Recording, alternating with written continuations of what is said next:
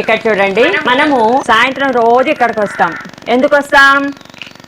చదువుకోవడానికి వస్తాం కదా. చదువు ఎందుకోసం చదువుకోవాలి? ఎందుకోసం చదువుకోవాలి? ప్రతి విషయము తెలుసుకోవడానికి, జ్ఞానాన్ని పెంచుకోవడానికి, నలుగురికి సహాయం చేయడానికి మనం విద్యను చదువుకోవాలి. ఇప్పుడు విద్యలో 2 రకాలు ఉన్నాయి, చదువు, విద్య కదా. చదువు అంటే ఊరికే పుస్తక పఠనము, 76 సర్టిఫికేట్లు తీసుకోవడాన్ని చదువు అంటారు. అయితే విద్య అంటే విద్యావంతుడికి, చదువుకున్న వాడికి తేడా ఉంది కదా. విద్యావంతుడు అంటే చదువుతో పాటు సంస్కారము కూడా ఉండాలి. సంస్కారముతో పాటు విద్యను పెంచుకున్నవాడే విద్యావంతుడు. అర్థమైందా? ఊరికే చదువుకొని సంస్కారం లేకపోతే దాన్ని విద్యావంతులు అనరు, విద్య అనరు. అర్థమైందా? ఇప్పుడు మనం 2 ఎగ్జాంపుల్స్ తీసుకున్నాం. ఇప్పుడు రావణాసురుడు ఉన్నాడు కదా, దుర్యోధనుడు ఉన్నాడు. అదేవిధంగా రాముడున్నాడు, ధర్మరాజు ఉన్నాడు.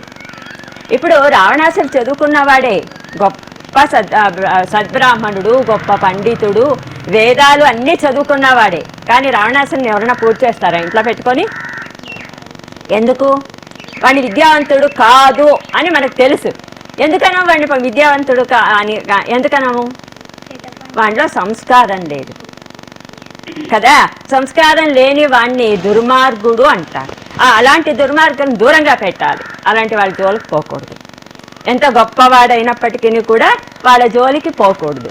అదేవిధంగా దుర్యోధనుడు కూడా అంతే, గొప్ప విద్వాంసుడే, అన్ని విద్యలు వచ్చు, కానీ వాడికి మంచి పేరు లేదు. ఎందుకు? సంస్కారహీనుడు, సంస్కారం లేదు వానికి. అందువల్లనే మనం విద్యతో పాటు సంస్కారాన్ని కూడా పెంచుకోవాలి. అందుకనే ఇక్కడ విద్య లేకపోతే ఏమి? మనకేమన్నా నష్టమా? విద్య లేకపోతే చాలా నష్టపోతారు. విద్య లేకపోతే ఎవరైనా ఏమైనా రాసిచ్చారనుకొని మన ఆస్తిని కూడా దోచుకొని అట్లా వాళ్ళు చేసేసుకుంటారు. ఇప్పుడు అది అందుకనే విద్యాధనం సర్వధన ప్రధానం అంటూ ఇప్పుడు ఒక చిన్న నాటిక చేస్తారు. దాన్ని శ్రద్ధగా వినండి. అంటే అన్ని ధనాల కంటే విద్యాధనం చాలా గొప్పది. ఎందుకు? అన్ని ధనాలు తీస్తూ ఉంటే తరిగిపోతాయి కదా. విద్యాధనము అలా తరిగిపోదు, ఒకరికి కనపడదు, దొంగలు దోచుకోరు, అన్నదమ్ములు పంచుకోరు, ఒకరు కుళ్ళుకోరు, ఇవన్నీ రావు విద్య వల్ల.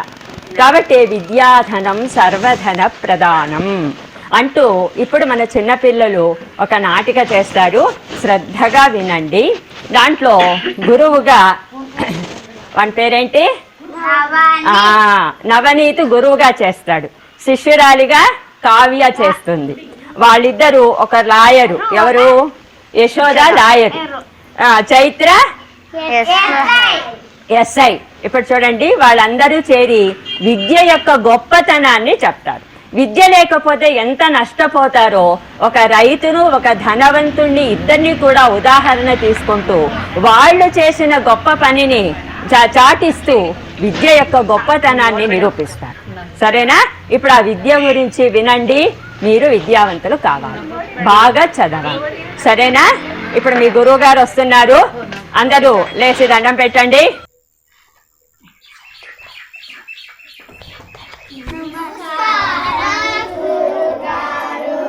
సరే కూర్చోండి. నమస్కారం గురుగారు. ఏంటి అలా ఆలోచిస్తున్నావు? చేతిలో పుస్తకం, మనసు మాత్రం పరధ్యానం. ఏమీ లేదు గురుగారు, ఈ 10వ తరగతి అయ్యాక ఏమి చదవాలని ఆలోచిస్తున్నాను. నీకు ఏమి ఇష్టం? మీ ఇంట్లో ఏమి చదవమంటున్నారు?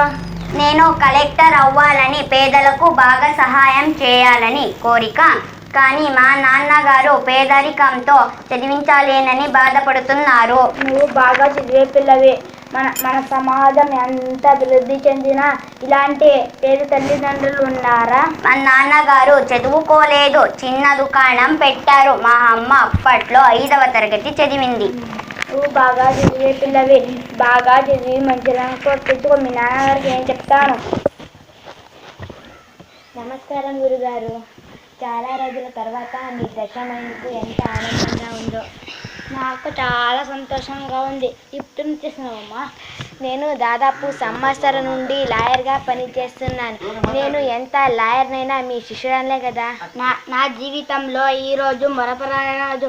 నా శిష్యురాలు ఇంత గొప్ప స్థాయిలో ఉందంటే ఇంతకంటే మాకేం కావాలి? నీ ఉద్యోగ జీవితం ఎలా ఉంది? ఏముంది గురుగారు, మన దేశం ఎంత అభివృద్ధి చెందిన అవిద్యావంతుల సంఖ్య తరగలేదు. నేను క్రొత్తగా ఉద్యోగంలో చేరాక వాదించిన మొదటి కేసు చాలా విచిత్రమైనది. ఒక రైతు ఇచ్చిన పత్రంలో అతని ఆస్తి మొత్తం తనకు చెల్లినట్లు వ్రాయించి రైతు కుటుంబం వారందరితో సంతకాలు చేయించి తన వశం చేసుకున్నాడని రాయబడింది. ఇలాంటి వారికి న్యాయం చెయ్యాలని ఆ బంధువును రైతువును కలిపి విషయాలు వివరంగా తెలుసుకొని ఆ రైతుకు చివరికి న్యాయం చేకూర్చాను. నమస్కారం గురుగారు. హాయ్, బాగున్నావా? ఇంతకాలం అయింది మనం కలిసి. ఏం చేస్తున్నావు? నేను చిన్నప్పుడు అనుకున్నట్లే చదివాను, లాయర్ అయ్యాను.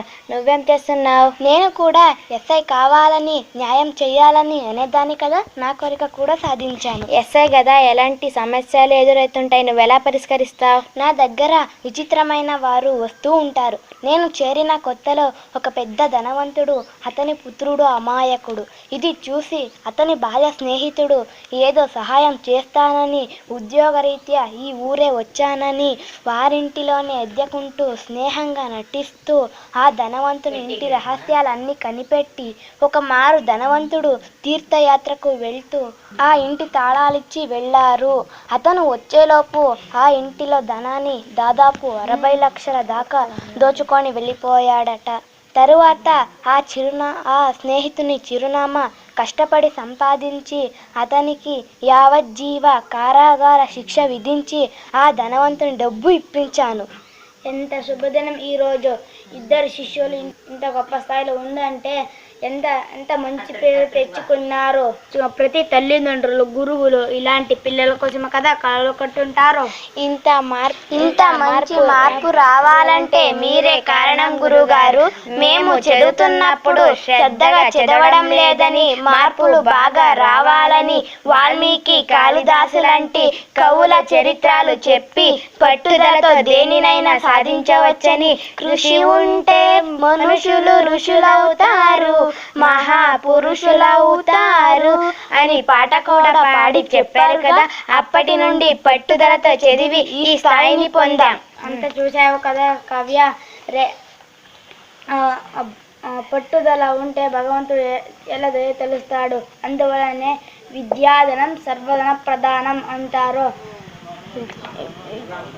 విద్వాన్ సర్వత్ర పూజితే అంటారు. ఈ అమ్మాయి మాస్పట్ ఏంటమ్మా? ఎంత మంచి మార్కులు, 98% వచ్చాయి. చాలా ఆనందంగా ఉంది గురుగారు. మీరేం ఆలోచించకండి, మేం సహాయం చేస్తాం. కావ్య, అంతా చూసావు కదా.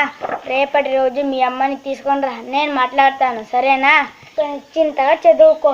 సరే గురుగారు, మాకు ఇంకా ఆఫీస్కి టైం అయింది, మేము ఇంకా వెళ్ళి వస్తాం. శుభమస్తు.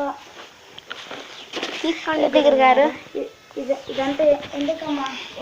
తీసుకోండి గురుగారు. థ్యాంక్ యూ అక్క.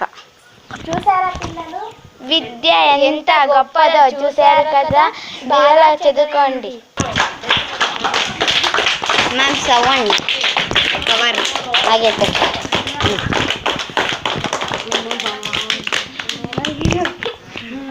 ఈ నాటక పాత్రధారుడు, సూత్రధారి, ఈ నవనీతు ముఖ్య పాత్రధారి, గురువు పాత్రను ధరించాడు.